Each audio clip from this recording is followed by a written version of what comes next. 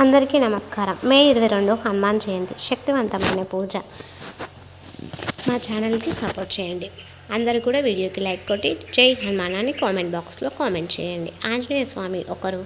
ఆంజనేయ స్వామిని ఆరాధించిన వారికి సకల పాపాలు తొలగిపోయి విముక్తి లభిస్తుందని పండితులు చెబుతున్నారు. ఈ సంవత్సరం హనుమాన్ జయంతి మే 22 గురువారం రోజున హనుమాన్ జయంతి అనేది వచ్చింది.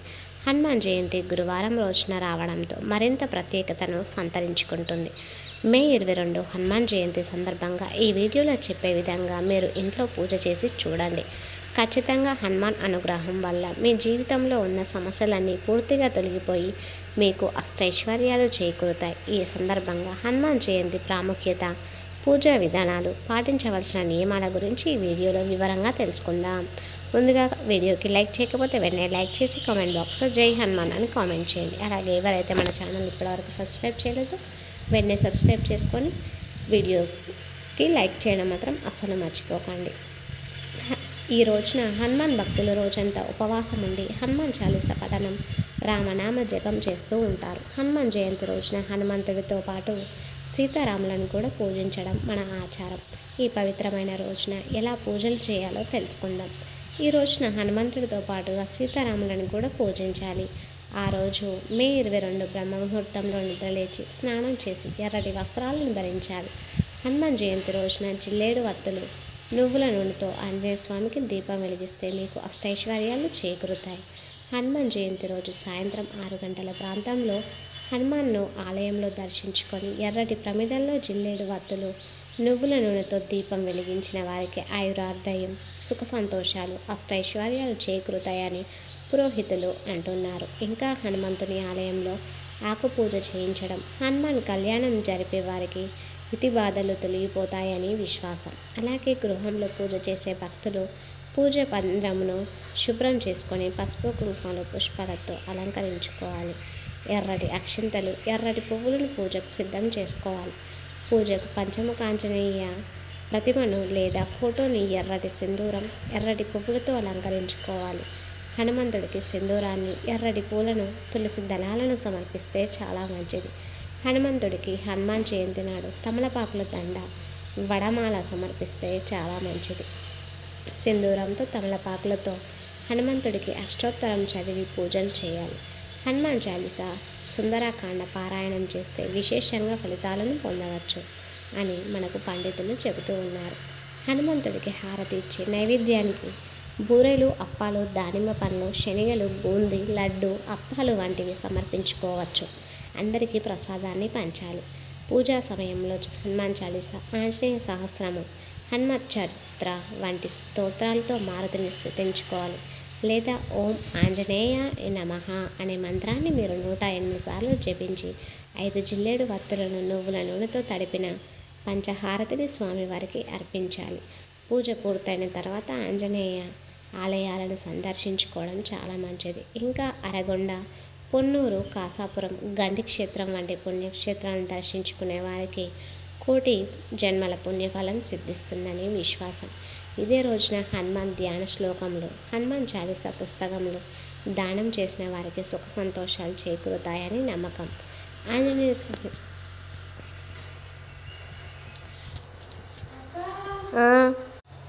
హనుమాన్ చాలీసను పాటించడం ద్వారా మీకు సకల శుభాలు కలుగుతూ ఉంటాయి. అలాగే ఆంజనేయ స్వామికి తమలపాకుల పూజ చేయడానికి ఒక కారణం కూడా ఉంది.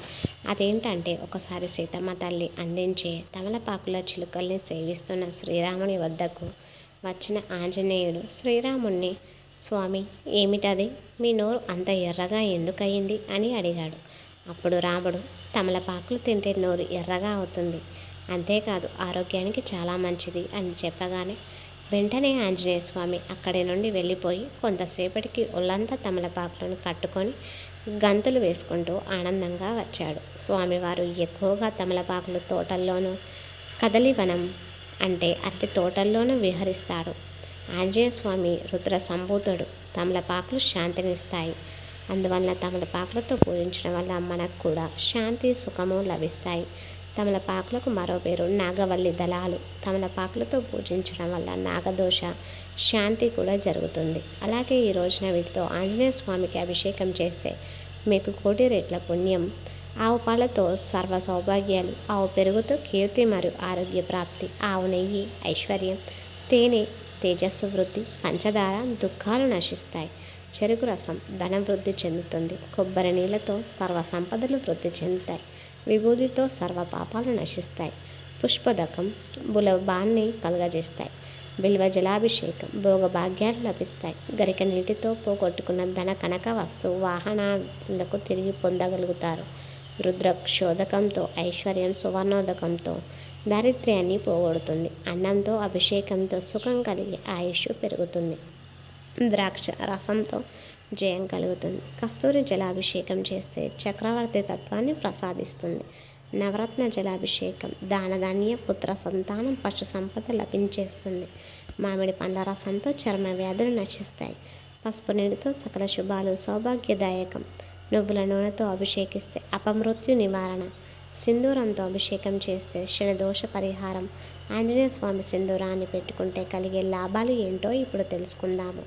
ఎవరింట్లో అయితే నిత్యం కలహాలు జరుగుతుంటాయో అటువంటి వారు ప్రతిరోజు ఇంట్లో సింధూర ధారణ చేపడితే అన్ని రకాల దాంపత్య సమస్యలు పూర్తిగా తొలగిపోతాయి.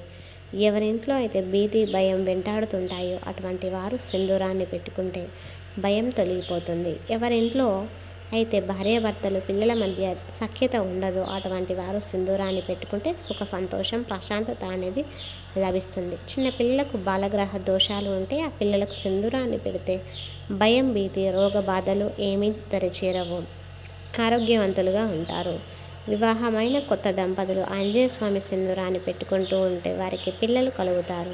విద్యార్థులు విద్యార్థినులు ఆంజనేయ స్వామి గుడికి వెళ్ళి అంగరాన్ని పెట్టుకుంటే పరీక్ష సమయంలో చదివిన విషయాలన్నింటినీ మర్చిపోకుండా ఉంటారు.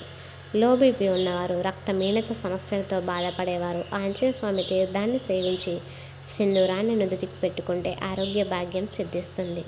గ్రహ బాధలు ఉన్నవారు ప్రతిరోజు సింధూరాన్ని పెట్టుకుంటే గ్రహాల బాధ తొలగిపోతుంది. ఇంట్లో ఆంజనేయ స్వామికి గంధాన్ని పూయ దల్చిన వారు దేవుని చిత్రాన్ని దక్షిణం వైపు ఉంచి కొద్దిగా గంధాన్ని స్వామి కిరీటానికి పెట్టాలి. తర్వాత అంతా గంధం పూసుకుంటూ వచ్చి చివరిగా గంధాన్ని పాదం వద్ద పెట్టి పూజిస్తే తలచినవన్నీ నెరవేరుతాయి. ఆంజనేయ స్వామికి సింధూరాన్ని పెట్టిన తర్వాత దానిని పాలల్లో లేదా నీటిలో కలిపి తాగుతే ఉంటే దేహ వజ్రకాయం అవుతుంది. హిందూ మతంలో హనుమంతుడిని చిరంజీవిగా కొలుస్తారు. 8 మంది అమరుల్లో ఒకరని అంటూ ఉంటారు. ఇప్పటికి కూడా ఆంజనేయ స్వామి భూమి పైన ఉన్నారని చాలామంది నమ్ముతూ ఉన్నారు. హనుమాన్ జయంతి నాడు హనుమంతుడిని భక్తి శ్రద్ధలతో ఆరాధిస్తే హనుమంతుడి ఆశీర్వాదాలను మనం పొందవచ్చు, కష్టాల నుంచి బయటపడవచ్చు. హనుమాన్ చాలీస పారాయణం చేయడం వల్ల దుష్ట శక్తులు తొలగిపోతాయి, శాంతి శ్రేయస్సు లభిస్తాయని పండితులు చెబుతూ ఉన్నారు. మీ అందరికీ ఈ వీడియో నచ్చితే తప్పకుండా లైక్ చేసి కామెంట్ బాక్స్లో జై హనుమాన్ అని తప్పకుండా కామెంట్ చేయండి. అలాగే కామెంట్ బాక్స్లో జై శ్రీరామ్ అని కూడా కామెంట్ చేయొచ్చు. అలాగే ఈ వీడియో ఇంతవరకు చూసిన ప్రతి ఒక్కరికి కూడా ధన్యవాదములు.